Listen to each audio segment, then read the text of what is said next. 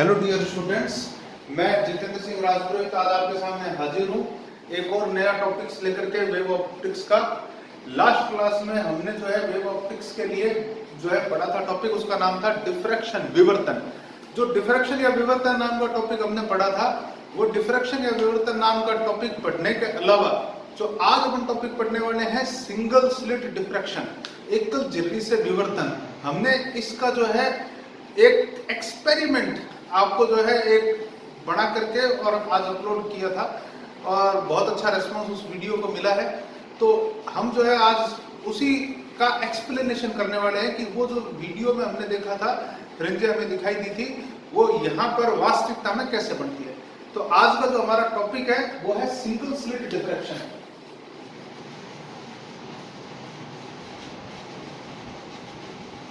एकल झिल्ली से विवर्तन।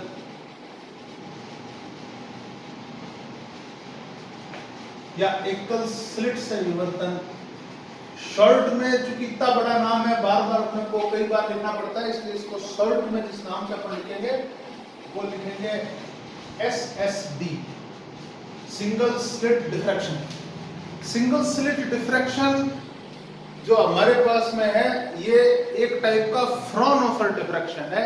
ये जो है फ्रॉनहोफर डिफ्रैक्शन क्या होता है, अगर आपको जानना है तो इससे पहले हमने जो वीडियो क्लास का अपलोड किया था उसको जो है जरूर आप देख लीजिएगा। हम बिना समय वेस्ट किए हुए हमारे कंटेंट की तरफ चलते हैं। एक स्लिट है हमारे पास। मैं जब स्लिट बोलता हूं तो मैं कई बार बता चुका हूं, अलग से वीडियो भी बनाया हुआ है कि स्लिट का मतलब होता है कि एक ऐसा लाइन होल जिसकी लंबाई तो अनंत होती है और जिसकी चौड़ाई 50 लैम्डा से कम होती है। यहाँ पर वो जो 50 लैम्डा से कम चौड़ाई है, हम उसको मानने वाले हैं स्मॉल डी। ठीक है, तो ये मेरे पास में एक स्लिट है। मैंने काफी बड़ा जूम करके इसका डायग्राम बनाया है। इसकी यहां से लेकर यहां तक की जो ये लंबाई है, ये है डी। जो यहां से इस कोने तक लंबाई है, ये कितनी है, डी। इस पे लाइट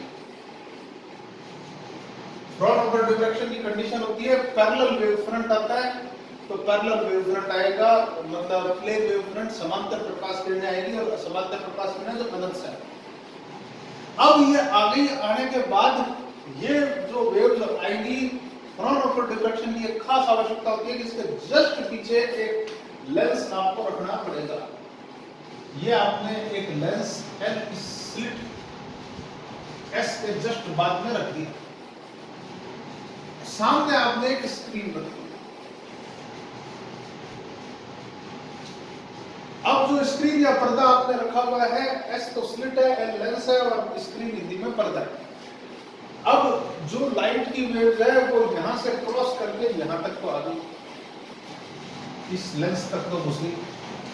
अब पहली बात ये कि अगर ये स्लिट ना होती, ये स्लिट ना होती तो लेंस को क्या करना था, लेंस समांतर आने वाली प्रकाश किरण को फोकस पर जो है भेज देता है। जो मिड पर आती है वो तो सीधी चली जाती है, जो तिरछी आती है वो फोकस पे चली जाती है, जो तिरछी आती है वो फोकस पे चली जाती है। ओके, हमने इसको स्क्रीन को आगे पीछे इस हिसाब से एडजस्ट किया कि जो इसका फोकस है F, वो हमारी स्क्रीन के एग्जैक्ट ऊपर आ जाए।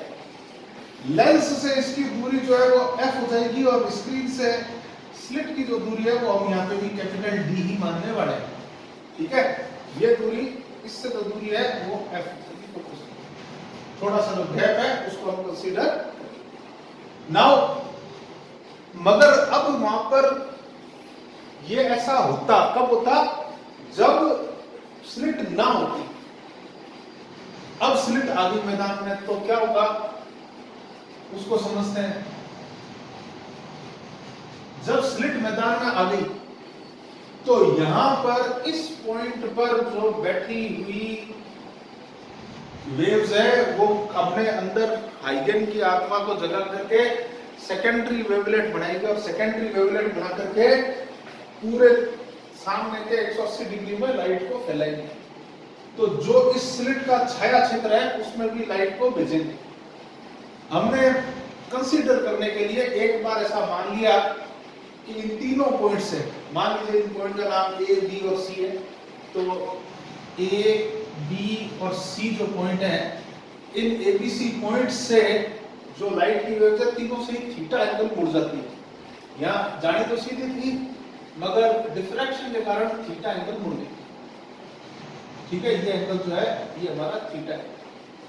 ये वेव भी इधर जानी थी मगर ये भी थीटा एंगल मुड़ गई। ये वेव भी इधर जानी थी, ये भी थीटा एंगल मुड़ गई। तीनों वेव्स पैरेलल मुड़ गई।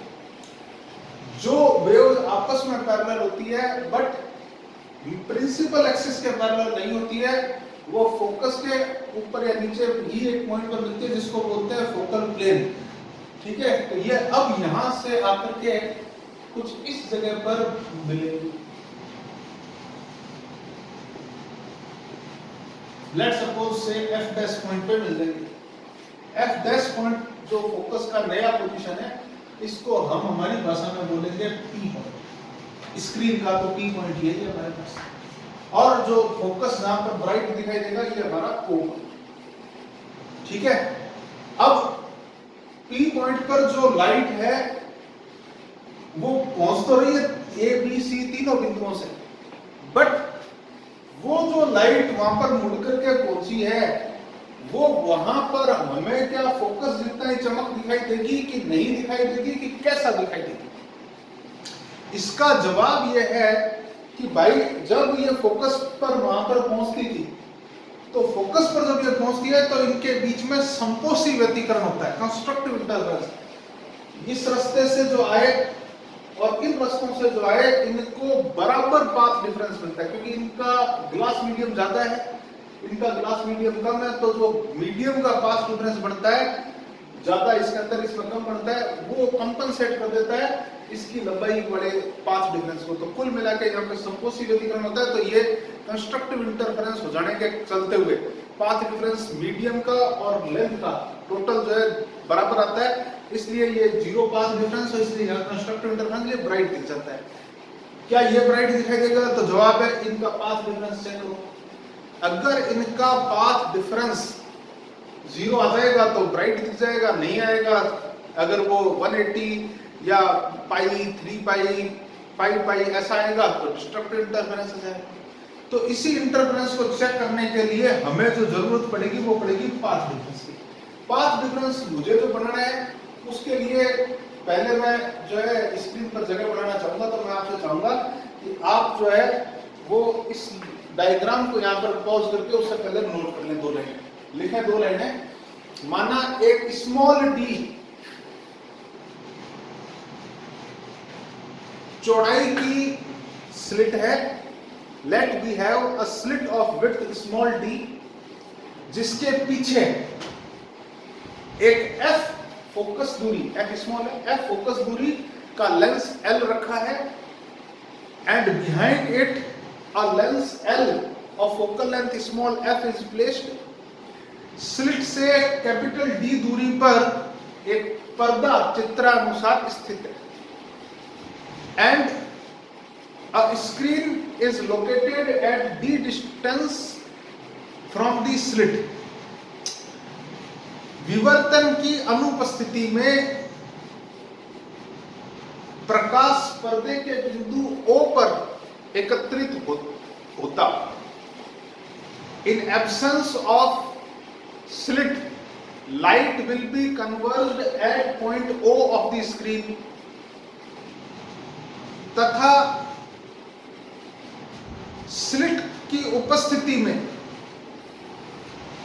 थीटा कोण पर विवर्तित किरणें पर्दे के बिंदु P पर एकत्रित होती है। In presence of slit, waves diffracted at theta angle are converged at point P of the screen।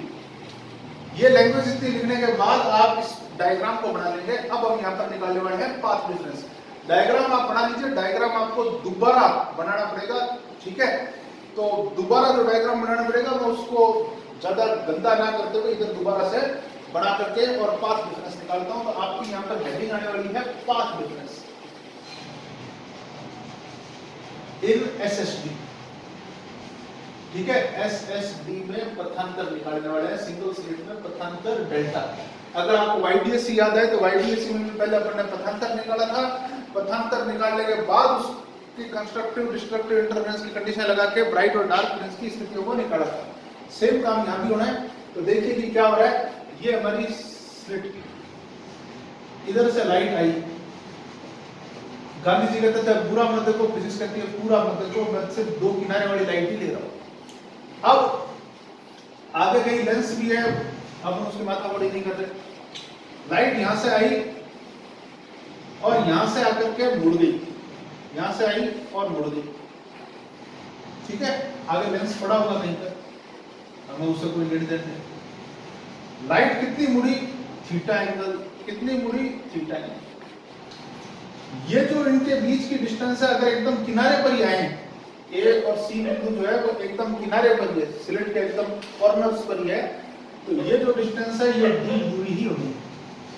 पथांतर कितना होना है, ये रास्ता P के पास है जबकि ये रास्ता थोड़ा दूर है, तो पथांतर क्या होना है, ये जो ज्यादा लंबाई इसने, ज्यादा लंबाई कितनी, यहां से हमने एक परपेंडिकुलर इसके ऊपर डाल दिया, तो परपेंडिकुलर के बाद तो पैरेलल रेज बराबर ही चलती है।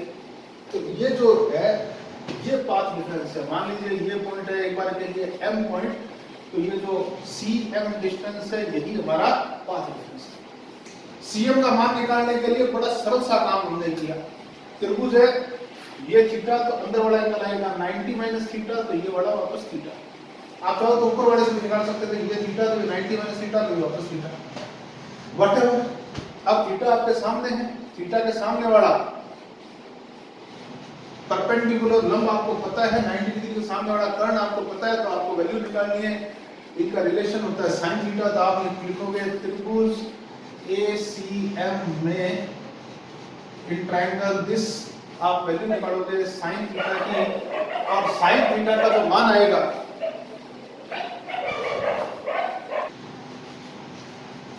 sin थीटा का मान आएगा परपेंडिकुलर मींस CM और upon hypotenuse means AC, delta upon D, तो डेल्टा का मान आ जाएगा D sin।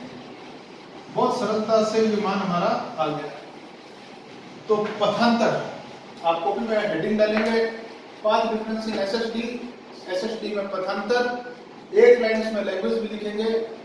पथांतर ज्ञात करने के लिए हमने बिंदु A से किरण CP पर एक लंब डाला जो उसे बिंदु M पर प्रतिच्छेद करता है। To find path difference we draw a perpendicular on ray CP from point A and it intersect it at point M।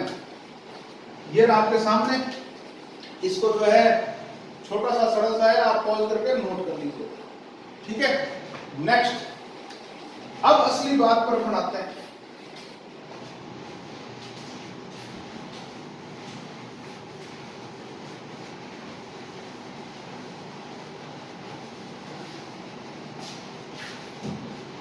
अब हमें ये निकालना है कि पॉइंट F' की हालत क्या होगी। इसके अंदर पहला केस अपन निकालने वाले हैं, पोजीशन ऑफ सेंट्रल मैक्सिमा, केंद्रीय उच्चिष्ट की स्थिति।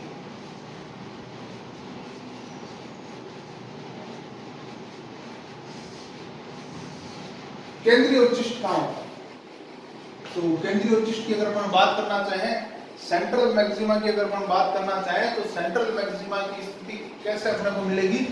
सेंट्रल मैक्सिमा नाम की जो चीज होगी वो कब होगी, ये इस टाइप से, जब पाथ डिफरेंस कितना होगा, जी। अगर आप d sin थीटा इक्वेशन 1 का यूज करोगे तो आपको पता चलेगा वो कितनी है, 0। और 0 आने का मतलब d तो 0 में चला जाएगा, थीटा भी आ जाएगा 0। मीन्स जब इन वेव्स का डिफ्रैक्शन नहीं होगा, सीधी जाएगी। तो जहां आप पहले इसकी एब्सेंस में मैक्सिमा फील कर रहे थे, सेंट्रल मैक्सिमा वही बढ़े। ठीक है भाई। अब जरा महत्वपूर्ण बात पर चलते हैं, केस सेकंड पर। इसको कहते हैं पोजीशन ऑफ फर्स्ट मिनिमा, प्रथम निम्निष्ठ की स्थिति।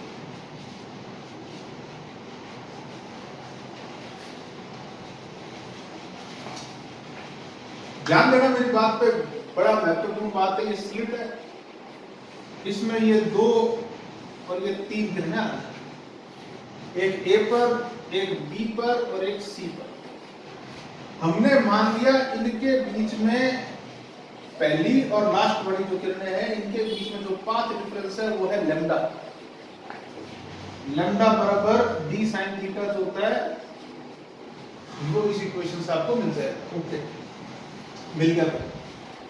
अब आप कहोगे साहब जब डेल्टा बराबर लैम्डा होता है, इसका मतलब तो ये तो संकोची व्यतिकरण हो गया।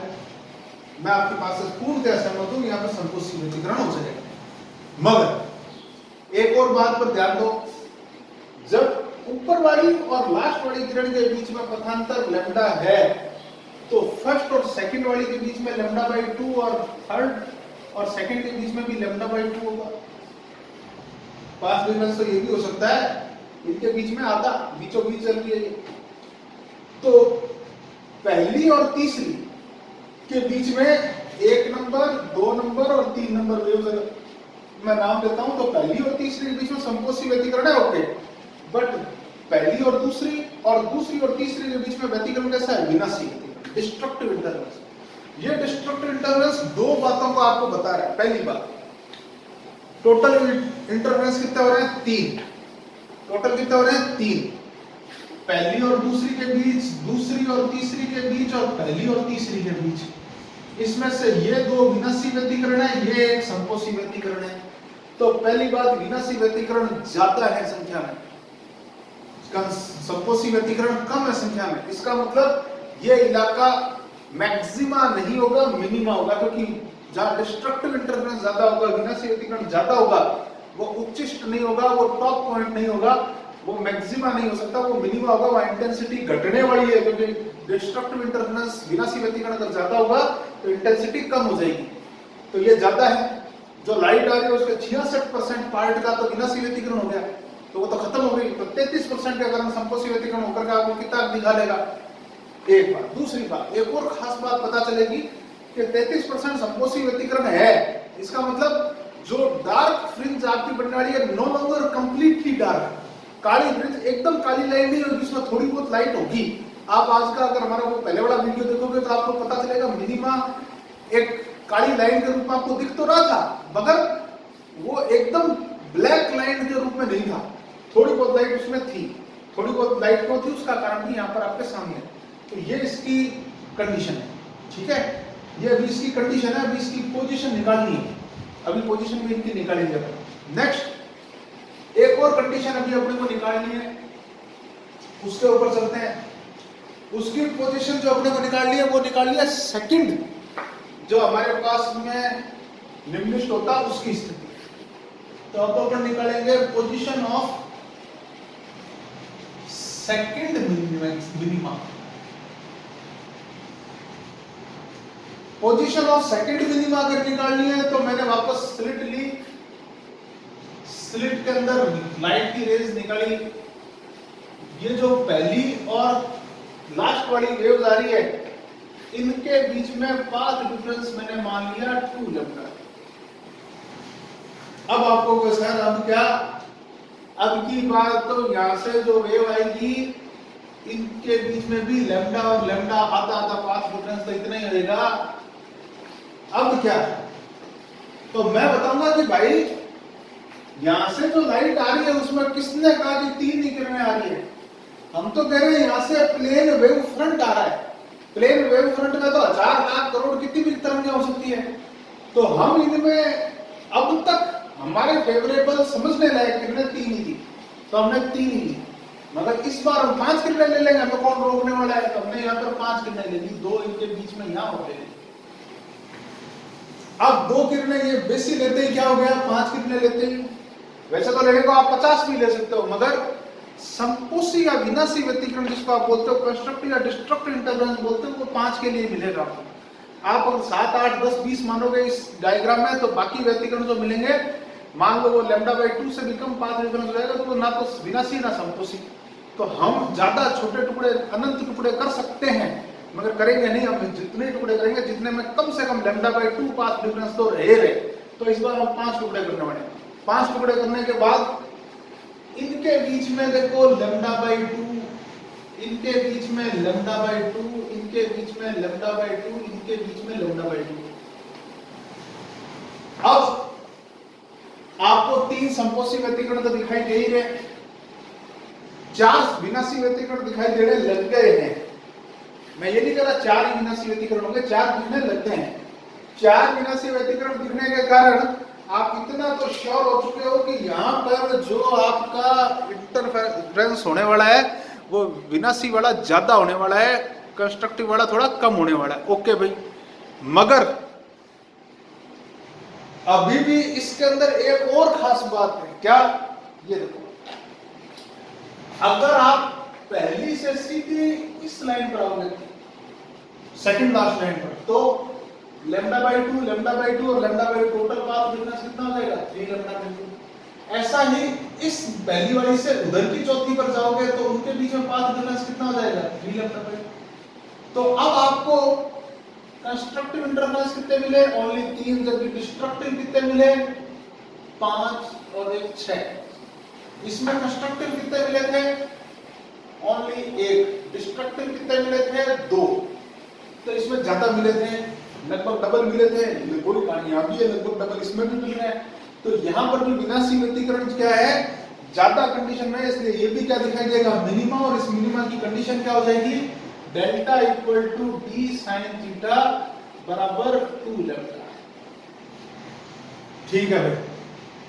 अब ये हमारे कंडीशन, ध्यान देना, ये जो कंडीशन है ये इसको इंपॉर्टेंट बनाती है एग्जाम के हिसाब से। क्यों? एग्जाम में YDSC अगर नहीं आता तो SSD आता है। कारण उसका क्या है? कारण यही फॉर्मूला है। YDSC जब आप देखोगे तो डेल्टा बराबर n लैम्डा जब होता था तो संपोषी व्यतिकरण होते थे, वहां पे उच्चिष्ट बनता था, मैक्सिमा बनता था, संकीर्ण फ्रिंज बनती थी। यहां पर जब डेल्टा बराबर n लैम्डा होने वाला है, देख लो आप, 1 लैम्डा, 2 लैम्डा, 3 लैम्डा, 4 लैम्डा जब भी होने वाला है, तब तब अपन इनको इसी हिसाब से तोड़ते रहेंगे और आपका क्या बनने वाला है? निम्निष्ठ बनने वाला है, वहां पे मिनिमा बनने वाला है। YDSC से उल्टा रिजल्ट है। तो यहां पर अगर आप जनरलाइज करें, पोजीशन ऑफ nth मैक्सिमा निकालना चाहें, nth मिनिमा निकालना चाहें, तो nth मिनिमा क्या होगा? nth मिनिमा का पोजीशन का फॉर्मूला हो जाएगा डेल्टा बराबर जो d sin थीटा है वो n लैम्डा हो जाएगा। ध्यान देना, इसके अंदर कंडीशन अप्लाई क्या है, नोट करना। इसमें n का मान 1 से स्टार्ट होता है। YDSC से इसमें एक और अंतर भी है। YDSC में जो फॉर्मूला लेते थे तो फॉर्मूले के अंदर बीच में 0 से स्टार्ट होती थी वैल्यू, यहां पर 1 से स्टार्ट होगी। एक बात। दूसरी बात, अब ये तो हो गया मिनिमा की। अगर मैक्सिमा निकाले तो पोजीशन ऑफ सेकेंडरी मैक्सिमा, यह तो हो गया n में निम्निष्ठ की स्थिति, और ये हो गई द्वितीयक उच्चिष्ट की स्थिति। द्वितीयक उच्चिष्ट क्यों? द्वितीयक उच्चिष्ट मतलब ये, हिंदी की एक कहावत बोले तो अंधों में काना रहता है। हमारे पास ऐसा मैक्सिमा जो वास्तविकता में मैक्सिमा नहीं है, मगर दाएं बाएं लोग नीचे मिनिमा हो रखे हैं, तो वो अपने आप ऊपर उठा हुआ मिल गया। एक धमाल फिल्म का सीन होता है, उसमें चारों लोग बराबर खड़े होते हैं और वो कहता है जो ये काम करना चाहता है वो एक कदम आगे आए, तो बाकी जने एक एक कदम पीछे हट जाते हैं, तो वो बेचारा अपने आप एक कदम आगे रह जाता है। सेम कहानी यहाँ पर हो रही है कि ये मिनिमा ऐसे ही बन गया। इसके जो दाएं बाएं वाले लोग थे वो पीछे हट गए, मिनिमा हो गए, तो ये अपने आप आगे रह गया, ऊंचा रह गया, तो मैक्सिमा बन गया। इसमें मैक्सिमा मतलब कंस्ट्रक्टिव इंटरफेरेंस नहीं था, फिर भी ये मैक्सिमा बन गया। तो ये कहां बनेगा? तो जो हमारे मैक्सिमा मिनिमा बन रहे हैं, एक लैम्डा पर और एक 2 लैम्डा पर, इनके बीच में, मतलब 3/2 लैम्डा पर या 5/2 लैम्डा पर, मतलब अर्धगुणज पर। तो ये जो आपका फॉर्मूला था डेल्टा बराबर d sin थीटा, ये n प्लस हाफ लैम्डा जहां आएगा वहां बन जाएगा। कंडीशन अप्लाई अभी भी है, ये कब बनेगा? n का मान 0 1 2 3 होने पर ही बनता था YDSC में। यहाँ 0 का आपको हरण कर लेना है, 1 2 3 ही बढ़ेगा। चलिए नेक्स्ट, अगले टॉपिक पर अपन आते हैं। अगला जो टॉपिक हमारे पास में है, इनका पोजीशन क्या होगा? पोजीशन निकालने के लिए हमने मान लिया यहां से ये दूरी है y, ठीक है। आपको ज्यादा कुछ नहीं करना, ये जो एक त्रिभुज है OBP दिख रहा है, OBP में tan थीटा निकालो। tan थीटा आएगा y/d। अगर आप अल्पकोण लोगे तो अल्पकोण के लिए ये फॉर्मूला बन जाएगा, स्मॉल एंगल के लिए ये फॉर्मूला बन जाएगा थीटा इक्वल टू y/d। जब आप इसका नाम दे दोगे इक्वेशन नंबर 2 और इसका नाम दे दोगे 3, इससे पहले हमारी एक इक्वेशन और आई थी पाथ डिफरेंस वाली, जिसको हमने इक्वेशन 1 नाम दिया। तो यहां पर इसकी पोजीशन के लिए जब आप इक्वेशन 3 का यूज करोगे, y/D बराबर 0 लोगे तो y बराबर 0 आ जाएगा।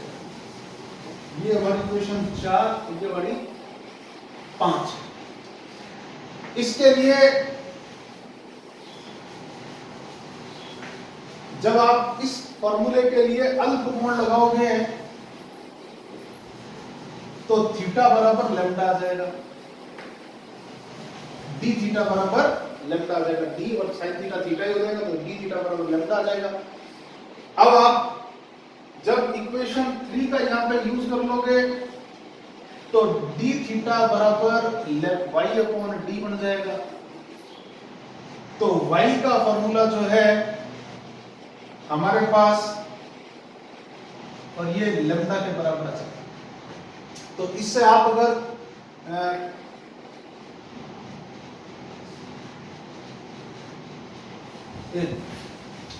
d थीटा बराबर लैम्डा आ जाएगा और इससे थीटा बराबर लैम्डा अपॉन d आ जाएगा। अब अगर आप इक्वेशन 3 यूज करोगे तो थीटा का मान है y/d, जो d लैम्डा अपॉन d के बराबर है, तो y का फार्मूला बन जाएगा लैम्डा d अपॉन d।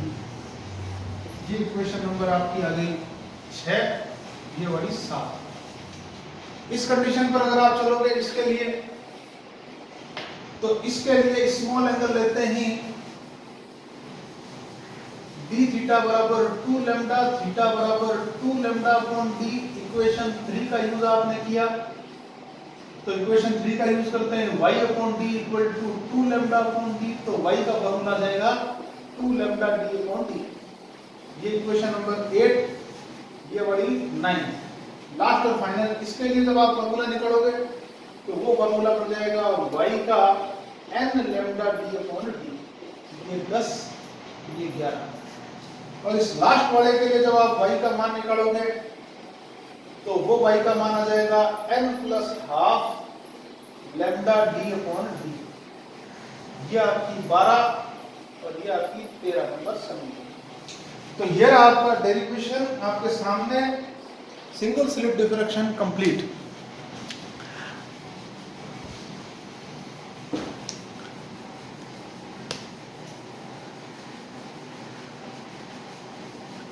आपको जो पीछे मैंने पथांतर निकाला था, पथांतर के बाद आपको पहले ये 2 और 3 नंबर इक्वेशन नोट करनी है। 2 और 3 नंबर इक्वेशन नोट करने के बाद आपको ये इतना हेडिंग तक नोट करना है, केस सेकंड के हेडिंग तक, बिना जो है कोई चीज़ को इंतज़ार किए हुए आप पॉज करके नोट कर लेंगे। उसके बाद आपके सेकंड जब हेडिंग लिख चुके हैं तो उसके अंदर 2 लाइनें लैंग्वेज की लिखेंगे जो मैं डिक्टेट कर रहा हूं, वो होंगी माना स्लिट पर 3 किरणें आपतित होती है। यदि ए व सी पर आपतित प्रकाश किरणों में पथांतर लैम्डा हो तो ए व बी के बीच तथा बी व सी के बीच पथांतर λ/2 होगा, अर्थात संपोषी की तुलना में विनाशी व्यतिकरण अधिक होंगे, जिससे यह बिंदु एक कम तीव्रता का क्षेत्र अथवा निम्निष्ट दिखाई देगा, जिसे प्रथम निम्निष्ट कहते हैं। आप यहां से हिंदी वाले इस सेकंड हेडिंग तक नोट कर सकते हैं। अंग्रेजी वाले इस जगह पर लिखेंगे, we consider 3 waves from points A B C in the slit as shown in figure. If path difference between A and C is lambda, then it will be λ/2 between A and B points and B and C points. So destructive interferences are more observed. So such point will have minimum intensity and it is known as first minima.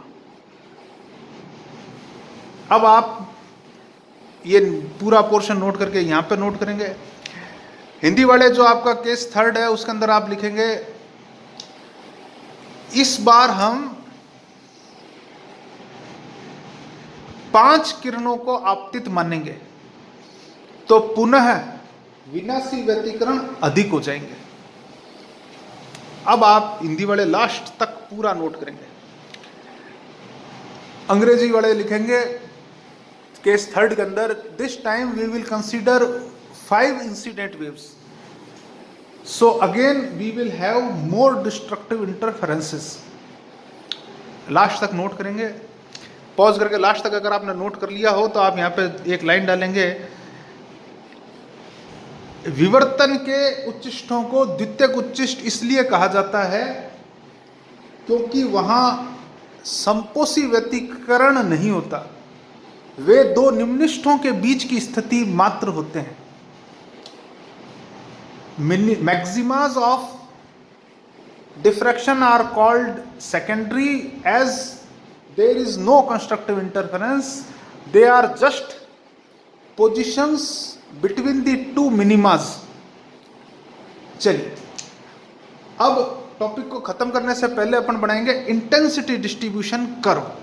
ठीक है, तो intensity distribution curve अपन बनाने वाले हैं। Video को जो है अपन नया लेते हैं। ये हम बना रहे हैं इंटेंसिटी डिस्ट्रीब्यूशन कर्व। देखिए कैसे बन रहा है। ये हमारी सिंगल स्लिट है, ये ऊपर से लाइट आएगी, ये हमारी सिंगल स्लिट है। ये इसके नीचे हमने स्क्रीन को लिया है, ये स्क्रीन का मिड पॉइंट है जो एकदम स्लिट के बीचों बीच स्थित है। तो ये हमारा ओ पॉइंट है। जैसा अपन ने कहा था ओ पॉइंट पर सेंट्रल मैक्सिमा बनता है, तो सेंट्रल मैक्सिमा यहां पे बन जाएगा। ओके, सेंट्रल मैक्सिमा बन गया। मैं ये जो बना रहा हूं ये थीटा के रेस्पेक्ट में बना रहा हूं, जिसको एंगुलर पोजीशन भी कहता है, कोणीय स्थिति भी है। आप पाओगे कि 0 तक था थीटा का मान, तो वहां पर फर्स्ट मैक्सिमा बना था, सेंट्रल मैक्सिमा बना था। आप अगर देखोगे केस फर्स्ट, ठीक है, वहां पर बहुत ज्यादा इंटेंसिटी। ओके, अब क्या हुआ, जैसे थीटा का मान आया λ/d, वहां पर मिनिमा बढ़ गया।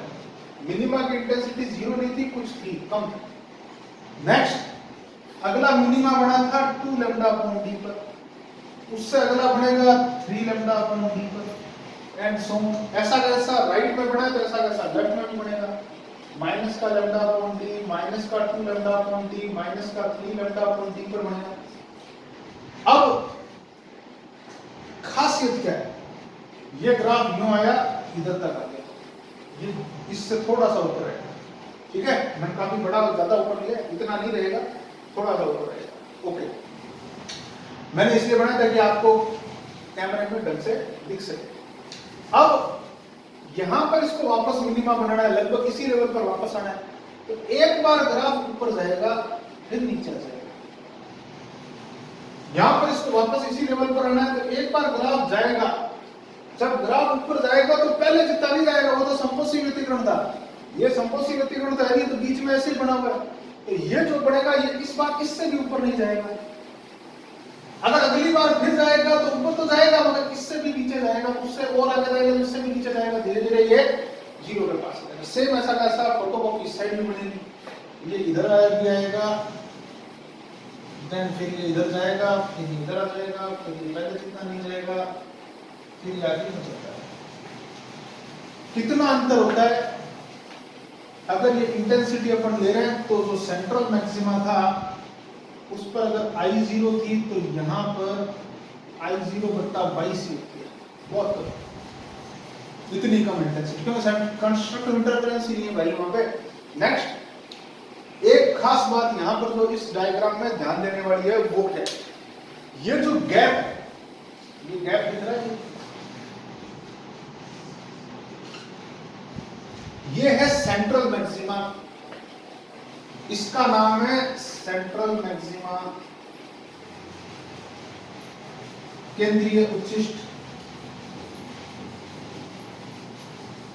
अगर आप यहां से यहां तक की इसकी कोणीय चौड़ाई निकालो,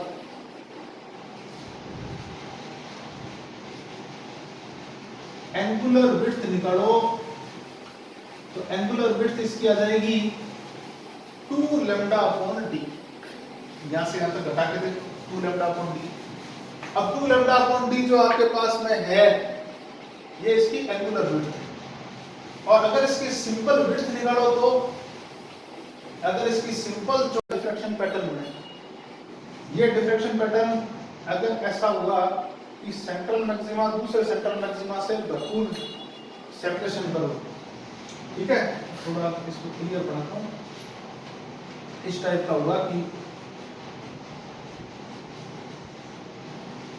तो इस टाइप का अगर पैटर्न होगा कि एक सेंट्रल मैक्सिमा दूसरे सेंट्रल मैक्सिमा से खूब दूर है, तो ये पॉइंट आपको अलग अलग बड़े बड़े लेंस से दिख जाएंगे, ठीक है।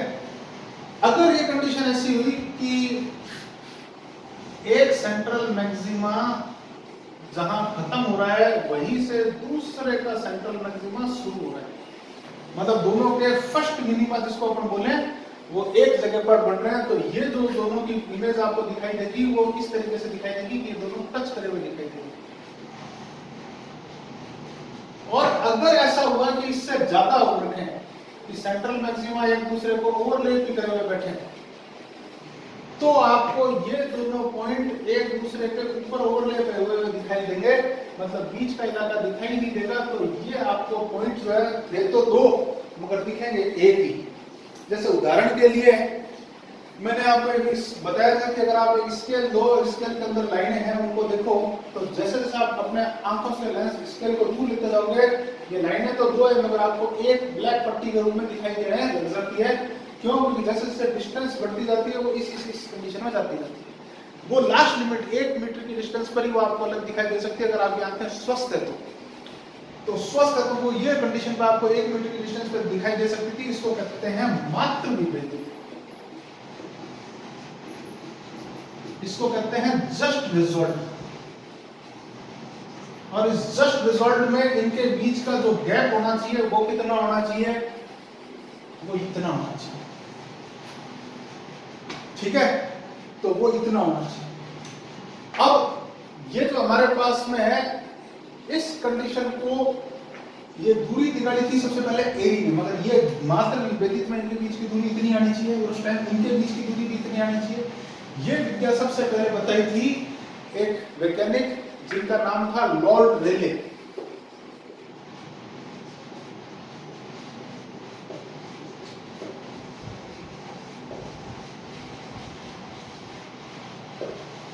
तो लॉर्ड रेले साहब ने जब ये बताया था, तो लॉर्ड रेले साहब के फॉर्मूले के हिसाब से इनके बीच की जब दूरी इतनी होती है तब इनका इमेज जो है वो जस्ट रिजॉल्व होता है।